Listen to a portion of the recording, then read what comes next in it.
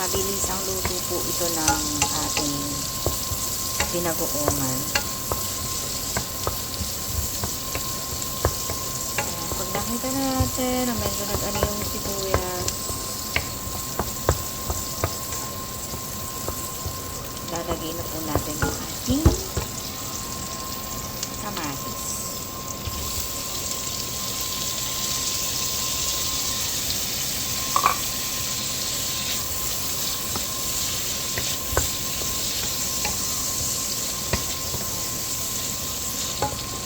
Ito na siya lalagyan ng ibang pampahalat kasi nung nilaga ko yung baboy, naglagay na ako ng asin.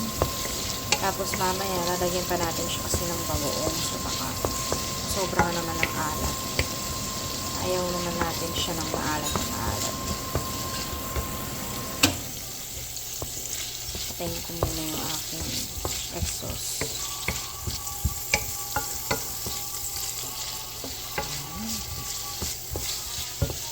Kaya ano natin siya. So, kasi medyo para natutunaw-tunaw yung kamatis.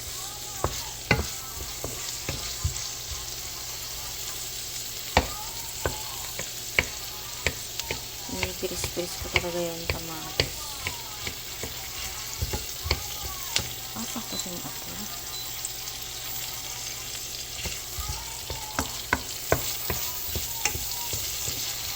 Yan. This time, dito sa binagoongan, hindi na ako maglalagay ng talong. Usually kasi naglalagay ako ng talong sa binagoongan. But, since yung talong natin, ginawa na pong tortang talong ni mama. Yung mga review. So, yun na lang po yung ating isasama sa ating ano mamaya.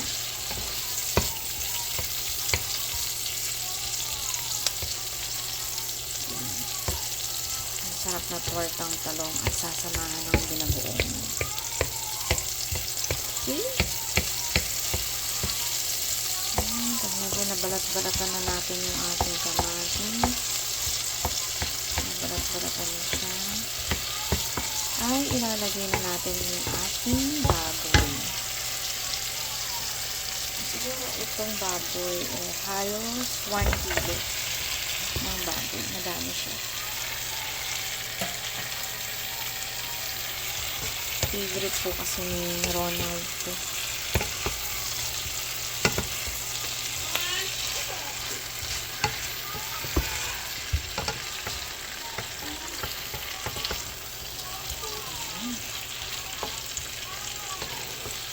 Ayan lang po natin siyang medyo nagba-brown-brown. So, medyo nakikita siyang nagba-brown. Pero, inilaga ko na po yung baboy kanina.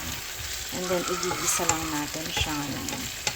So, hindi ko na rin siya lalagyan ng mga pampalasa kasi nilagyan ko na siya ng paminta, asin kanina.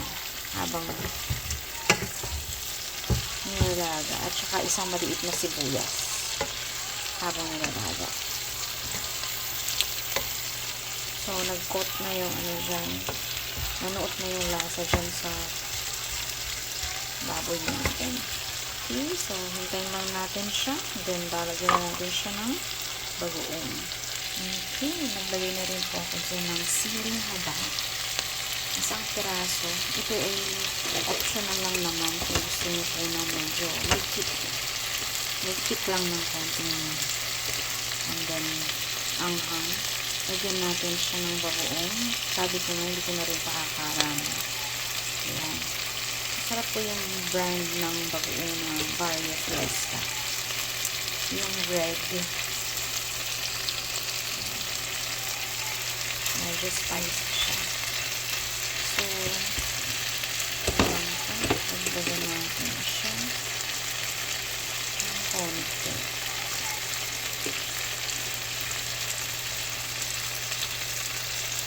Konting mantika. Konting mantika ng bagoong.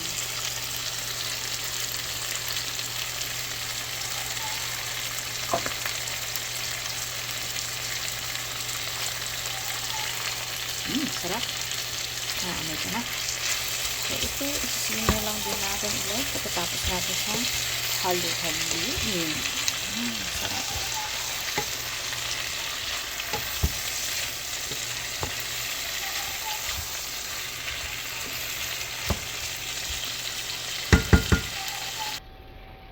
natin siya ng final touch ng garlic powder. Sarap yung maraming malasa yung garlic dito. Kahit hindi ako mahilig sa garlic.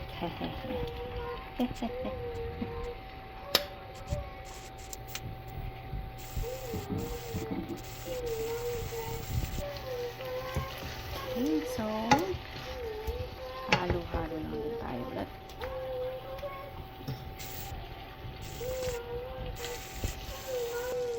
Yan, ito na po yung finished product ng ating binagoongan.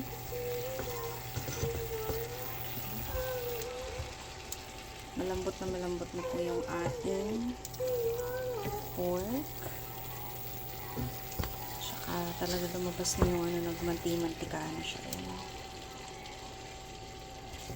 Paparami na naman ang aming kanin. Papa-extra rice na naman ako nito.